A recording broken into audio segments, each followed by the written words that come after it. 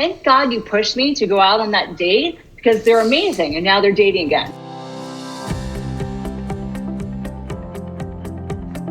Welcome to From Betrayal to Breakthrough. I'm Dr. Debi Silber, and today's guest is Kristi Price. Kristi is a certified matchmaker, dating and success mindset coach, and founder of KP Matchmaking. She has a profound passion for creating genuine connections, and her unique matchmaking process allows her clients to have fun while finding the one.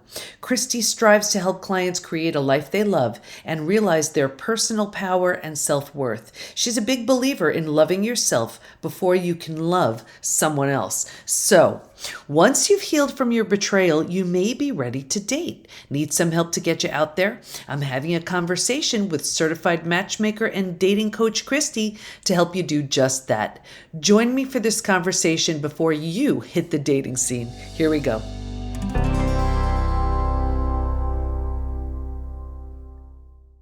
Okay, everybody, we are talking with Kristi Price. This is going to be a very interesting conversation because we're all about healing from betrayal. But once you've healed and you are ready for the new 2.0 version of you, you have the 2.0 version of you. How do you meet that 2.0 other? Well, that's why I brought in Kristi. She's going to talk all about it. Welcome, Kristi. Hi, Debbie. It's great to see you, and thank you for having me on your show. Of course. So, Kristi, just so everybody knows, Kristi is a matchmaker, and I would love to know, first of all, how you got into that, and then we'll talk about creating this new version of you, and then how do you position that new version of you in the dating world? So, tell us how you got into it, first of all. All right. Well, I got divorced 17 years ago. And when I got out of my divorce, I had no idea how to date. I mean, he was a good guy, just couldn't really hold a job, but good person. And then I started dating the charismatic, fun guys. I didn't know how to set good boundaries. I didn't know my self-worth after the divorce because I didn't give myself time to heal, as you're talking about. Even though I left him, there's still that grieving process. So I stopped dating, did a lot of work on myself, soul searching, learning how to set better boundaries, learning to see red flags while dating. And I started helping my friends. They're like, wow, we see such a difference in you and the quality of life you're creating for yourself and the men you're dating. And you see so positive. So would you help us? And I had men ask me to get back out there and date in a more effective way and attracting the right kind of people. So I started with the dating coaching first to try to help people not make the same mistakes I did after divorce because I was a bit of a train wreck. I just jumped right back out there. And then my clients asked me to start matchmaking for them. Like, we don't have time to online date. We don't have time to really go out there or the desire to go meet people. So will you find people that are mutually aligned with our life and relationship goals and set us up? So that's how I got this started. I love that. And before we get into that piece of it, I want to know, because I know everybody's thinking because there are so many different ways we can heal. And, within PBT, it is a multi-pronged approach. You need to heal physically, mentally, emotionally, psychologically, spiritually. And for you to go right from the divorce right into dating, no surprise that didn't work out.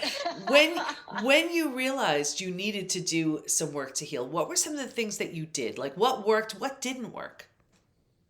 I just took time for me to actually create a safe space. I moved out my own, had my own place, but I just kind of just went from there to jump right back into dating. So I was ready. So I was kind of out of it the last year. I thought, okay, I'm ready now, but I wasn't. So creating a great space in my apartment and really loving the space that we created, taking time for me to really do what brought me joy again. So I was like, oh, now I have time. So instead of wallowing in after I made some really bad mistakes dating, now I have time to focus on me. And that's really what I need to do at the time. And that's why I help with my people. And that was, getting back out there and exercising, eating better, creating new friendships and getting back out there. Because a lot of times after divorce, as people choose sides. And you need some single friends to have fun with. And just doing things every day that brought me joy and meditating and do affirmations and being grateful. So it was a whole kind of hodgepodge of, like you say, holistic things and mental and physical things that really helped me heal. Great. And I love so many of the things you said, because everybody knows I'm always talking about the 5 stages from betrayal to breakthrough. And so many things you said were all about stage 4. And that's where transformation begins, right? Stage 3, we're stuck. Transformation begins in stage 4. And that's really all about, it's very action oriented, but not about, oh, that narcissistic person and, healing and and what they did. It's all about, what do I need to heal? So it sounds like you were doing a lot of those things. And you mentioned, creating this beautiful space and even having friends, like it could be different friends that you need at that time. And that's so classic of stage 4. When I talk about it, I explain stage 4 as like, if you were to move. If you were to move, you don't take everything with you. You don't take those things that don't represent who you want to be. You want to be in this great space that's like, yes, that's who I'm ready for. And it's also a time that if your friends weren't there for you, you don't bring them with you. And it sounds very much like that's what you did. And the stage 5 things too, the eating well, the exercising, the stuff like that. So it's no wonder that a very different type of person is going to show up when you're in that stage 4, stage 5. You were just doing it unconsciously. You didn't know what you were doing, but you actually were moving right through the stages. There you go. Okay. So tell us the difference in who started showing up when you were, like you said, that train wreck, to who you became. Did you start attracting a different type of person to you? I did, but I'm going to preface that with, I am, as you are, a giver. So we're like moths to a flame, or call yourself an empath, to narcissists and cluster B personality types. And we love them because they're so fun and everything else. So I attracted a lot better men. That didn't mean I still didn't love that charmer. So I learned to see the red flags during that process, which is what I help my clients see when they come through the door. And setting better boundaries. That was a huge thing, because I want to see the good in every person. And as givers, especially women, we always look for the good in people. And, oh, they're having a bad day. Maybe that's just a little red flag. But as they add up, you have to really take heed. So people still present themselves to me that are, toxic. I'll leave it at that rather than the label. But I would say I get rid of them faster. And I have so many better people in my life that I just recognize they're good, they're givers, it's a give and take relationship. And the other ones that I see those signs, I go, no, it's okay. I don't get angry. It's not about the past. It's just, okay, they're not for me. And I have such a great circle of friends and family, and my boyfriend's amazing. I think when you start with that positive energy and you get rid of that, like, you're judging new people, like, people aren't all for you. So it's about finding the right people for you and keeping them in your circle and letting the rest go. That's Absolutely. how I see it. What do you think? Yeah, no, I love that. And it's so true. And you know what? I know, because I always try to get into the minds of my listeners, my viewers, and they're like, wow, I need to set better boundaries. Give us an example, if you can think of, like, what were some boundaries that the old you didn't set, and then you were like, no, you know what? That's not working anymore. I need new boundaries. Yeah. What were some of them? Well, number one was learning how to say no. Oof, okay. Like, that was huge. Like, so I wanted to please everybody. So not only was I saying yes to people and maybe some backing out of some things with, like, friends or commitments. I mean, I'm not just talking about dating, but then your mind's like, you're not keeping your commitments, which takes your self-esteem down. So it's this whole cycle.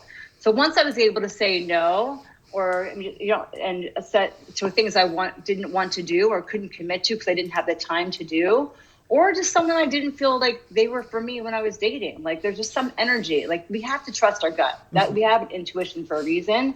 And once I started trusting my gut and saying no, that's what really transformed my peacefulness in terms of taking my power back. That makes so much sense. Does that answer your question? Yeah, it definitely does. Because saying no is huge. And especially if you're a people pleaser and you just think, okay, well, I need to be liked. I need to be accepted. Let me just say yes to everything. Then, of course, you're saying no to you. So learning to say no is so super helpful. Let's talk about mindset. Where's mindset in all of this? Back. Because the other thing is, too, I think we get fearful after divorce, also saying yes to things you're afraid to do, but you think you might have fun at. So there's that whole boundary, or that whole juxtaposition. So, yeah. Sorry, go ahead. Yeah, no, and I actually call it yes and no confusion, right? We say yes to the things that we shouldn't, that deplete us, and we say no to the things that could bring us joy, passion, and purpose. So I totally hear you. So Now, let's say they're on their own. This is so new and so unfamiliar. How do they feel more comfortable in this sort of new expression of them in this new chapter? Yeah, I think that's a good question. I think number one is trying to be more present, because after a divorce, whether toxic or you're leaving the person, but I know your audience is more, I know, especially if it's a toxic situation, we kind of start not only not forgiving our person and moving on. It doesn't mean setting boundaries and letting them go, but also, why didn't I see the signs? Why this? Why that? I should have left them sooner. And we can't beat ourselves up. So being in the present and being grateful for what you have, doing affirmations. I won't go through all that, because I'm sure you do, but you create like more positive neural pathways and a better, build your self-esteem. And you have to believe in what you're saying for affirmations, and you can find them online, but it really helps you be more present. So it's like, I'm grateful for intangible and intangible things. So I'm grateful for waking up today. I'm grateful for my dog, or the sunlight, or my car I just got, or my new apartment. So those things help you be more present, which I think all of us, we kind of live in the past, and you can learn from the past. I think it's wonderful, but you have to be present, and kind of that really helps you be more mindful and really appreciate what you have in a daily way.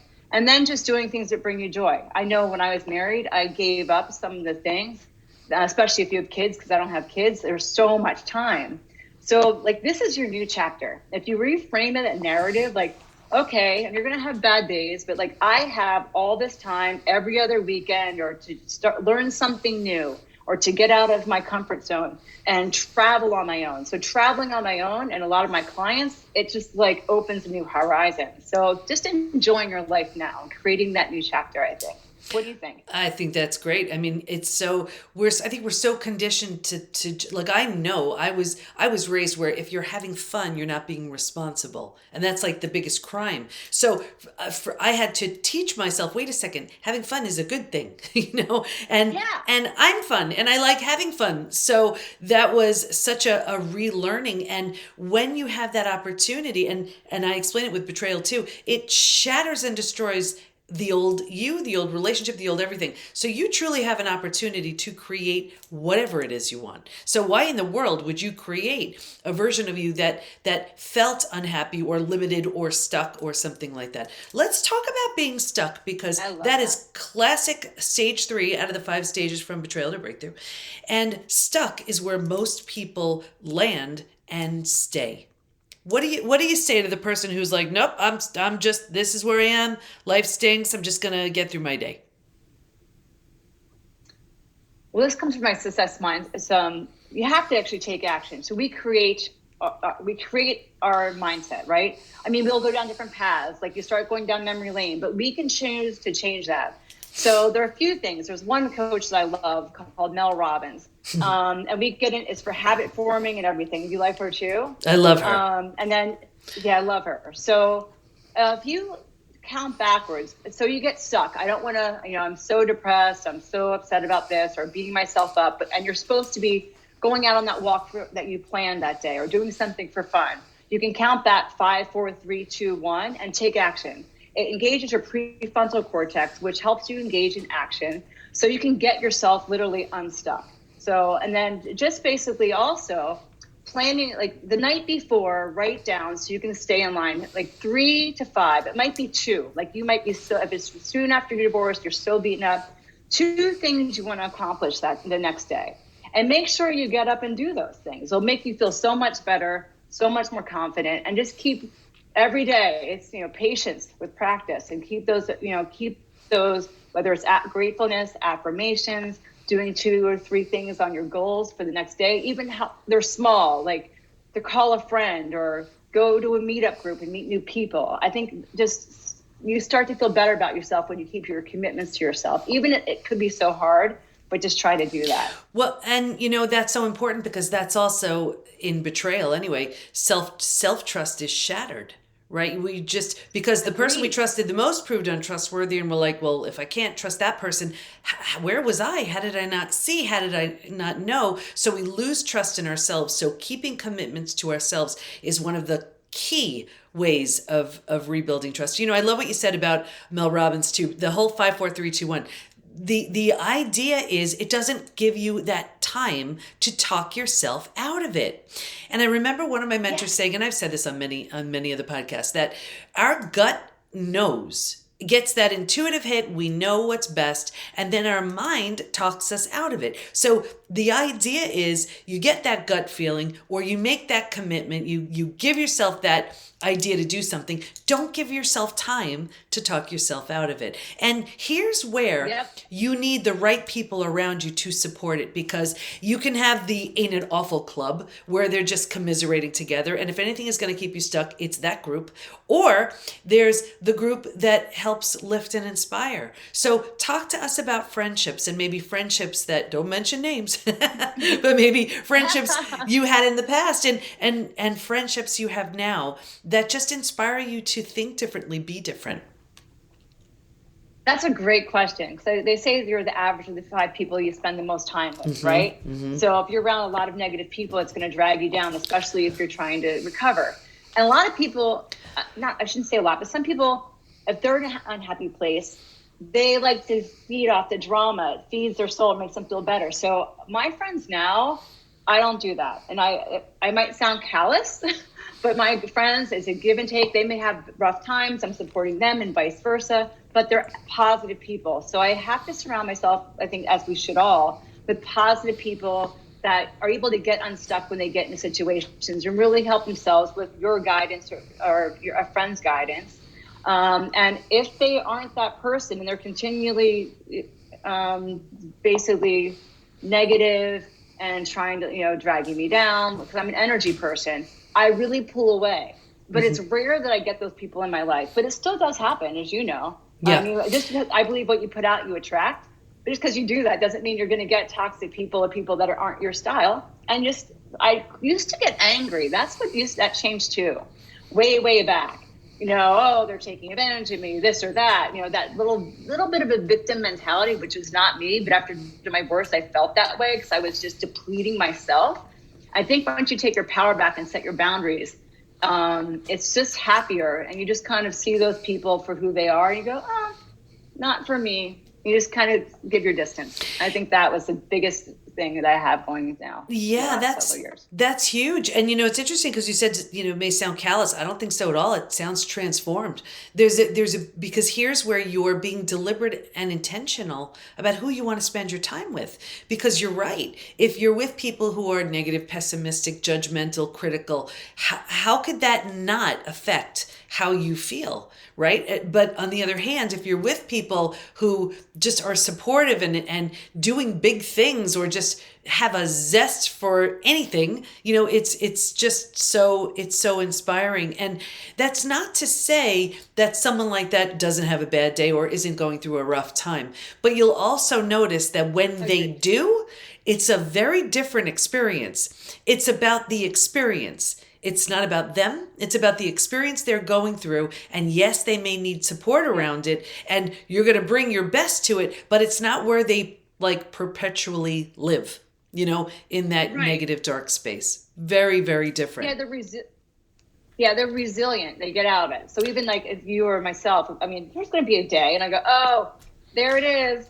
I might not even realize what my feelings are. And then we learn how to step out of it, or we let ourselves kind of feel that way for a little while and then do something that makes us happy and move on. Yeah. Right. And it's also, I think that's important. It's huge. And here's where the benefit of being in the right community is so helpful too, because let's say all of a sudden something happens, like maybe you never experienced, death of a loved one or disease. And then you're with a very strong, empowering group.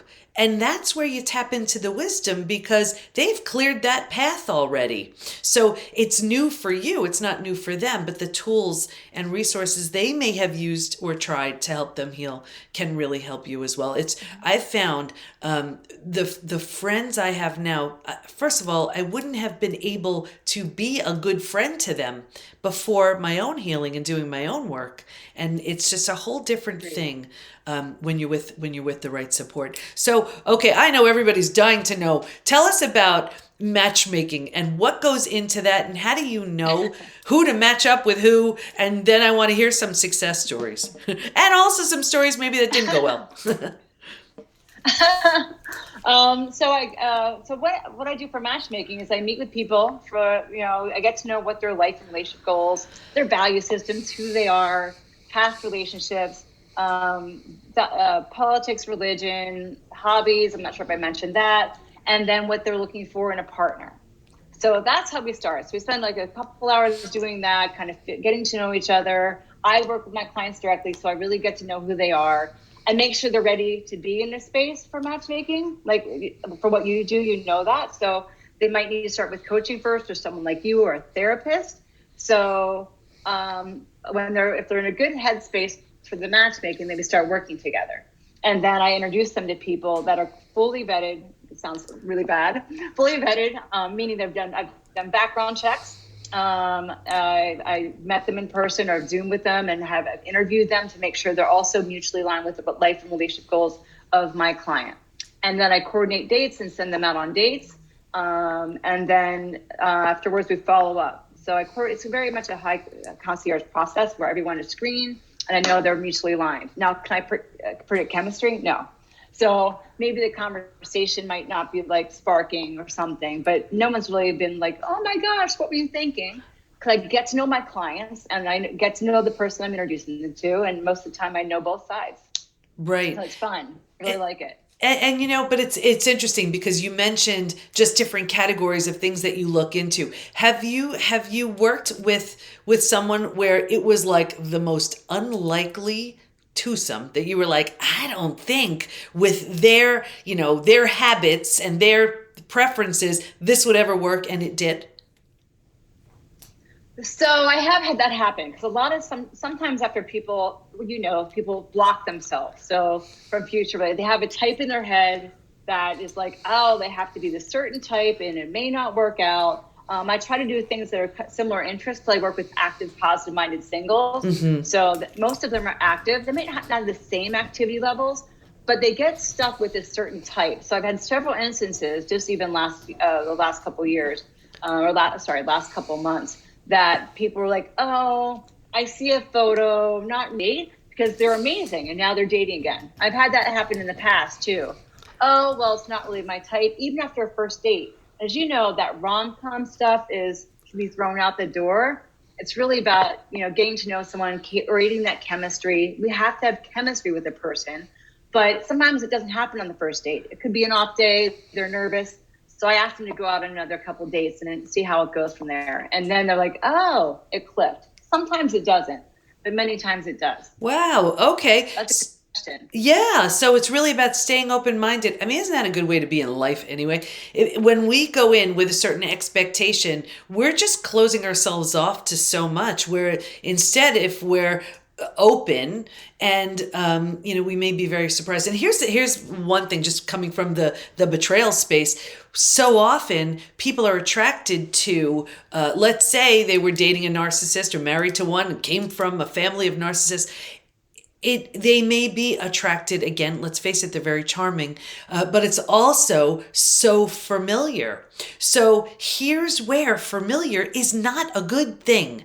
And if you find you're attracted to someone who's very familiar, I would check your healing, because very likely you may not be healed. You may be stuck in stage 3 where you'll attract a very different person when you do the work to heal, where you'd see someone who's familiar to who you've known, and then you'd run for the hills. You wouldn't be the least bit attracted to someone like that.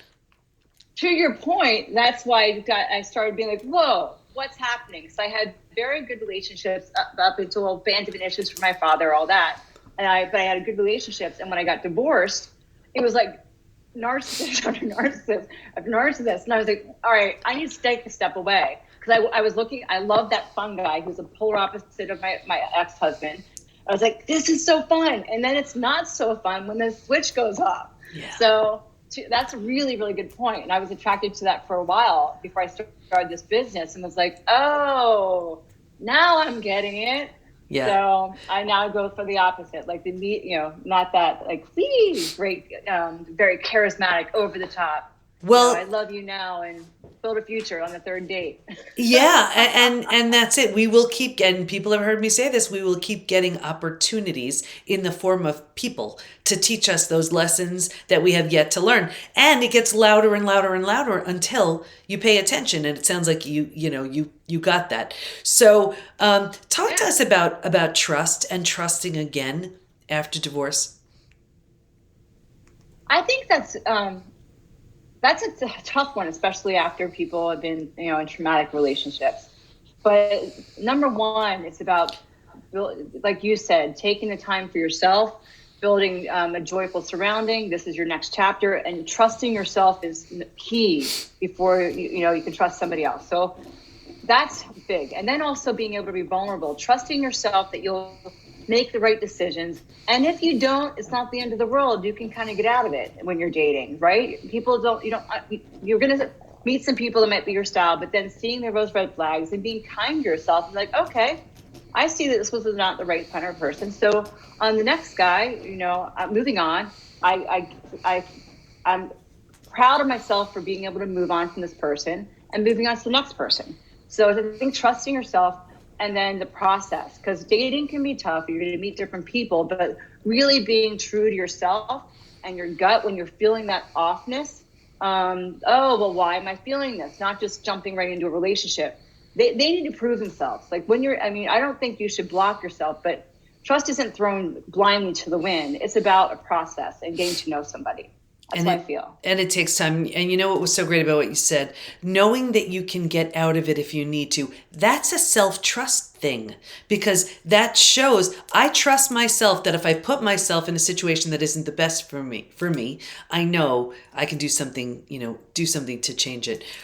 As we wrap up, I love that. Yeah, what do you want to make sure people know? Like, let's say someone is, and I do not ever recommend you date in stage 3. It is so worth it to move through stage 4 and stage 5, because the caliber and the type of person you attract, the more you heal, will blow your mind. So whoever you meet in stage 3, you're going to outgrow and you're not going to feel attracted to. It's not going to be a great match when you're in stage 4, stage 5. So my piece of advice is, you're doing the healing work anyway, just take your time, heal yourself, go through the stages, and then start dating at stage 4, stage 5. Having said that, when someone is ready to date, when someone's ready, is there like, I would love to give them sort of like here's your dating survival guide, or your dating like strategy pack. What can we do to make sure they're armed and ready? I hate to say it, sounds so hard, but as they're ready to take on this new dating world, what can they do besides work with you? What else can they do? You mean in terms? Okay, so I help people with coaching them. So that's the next stage after they're healed and ready to move forward. So how to present themselves online, which can be frustrating. So how not to get frustrated, how to attract the right kind of people, how to realize if they're scammers or guys in relationships, things like that, because that happens online. So especially after you're healed, you don't want to get knocked off your feet again. So that's one way to meet people, and I help build confidence, getting over the fear of rejection.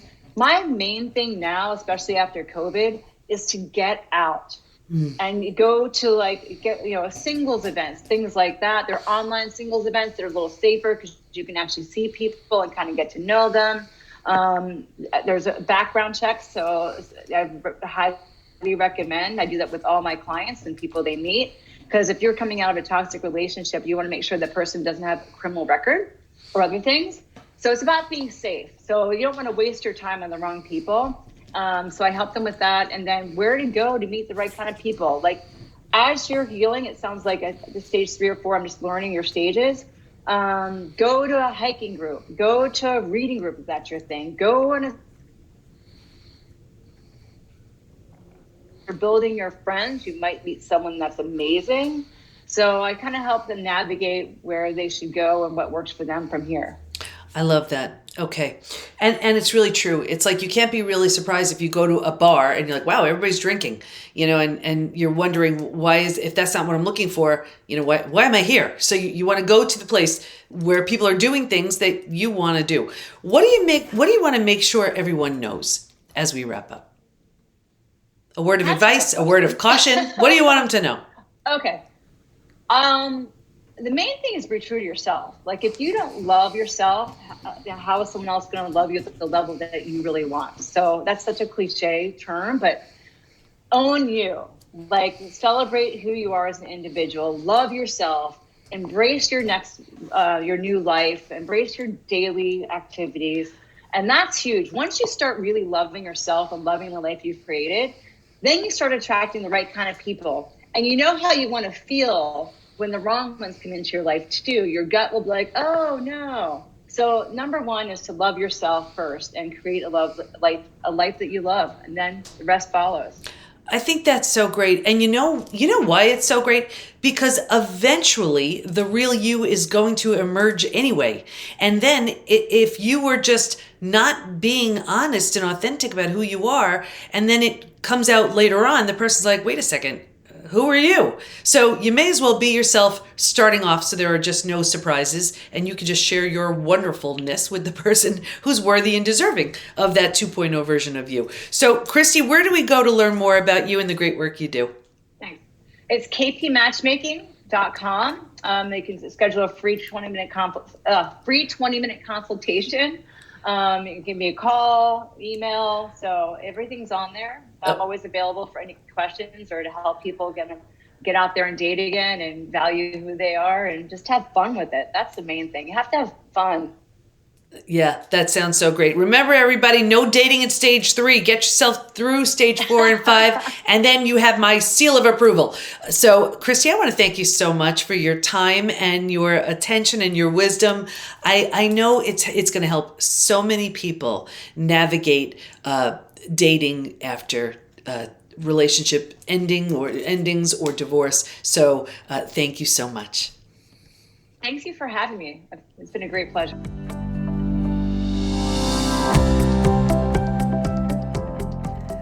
I love how we so clearly heard what Kristi unconsciously did that moved her out of stage 3 and into stages 4 and 5. And the people who showed up in her life clearly showed her that what she was doing was working. Stay in touch with Kristi by going to kristiprice.com, and we'll have all of her information in the show notes at thepbtinstitute.com/podcast. Here's my biggest takeaway.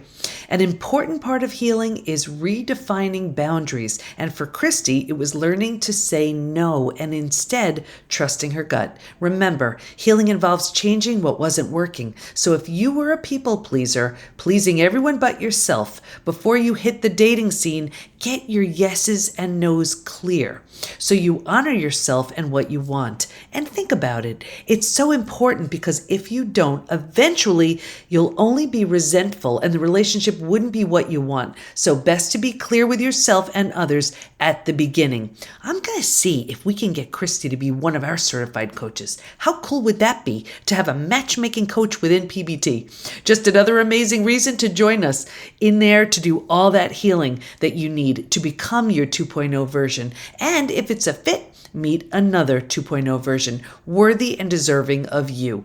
We have everything you need to heal within PBT. See for yourself at the PBT, as in post-betrayal transformation, thepbtinstitute.com, and join us to heal and transform after betrayal. Thanks for listening. Can't wait to be with you next time. And here's to your breakthrough.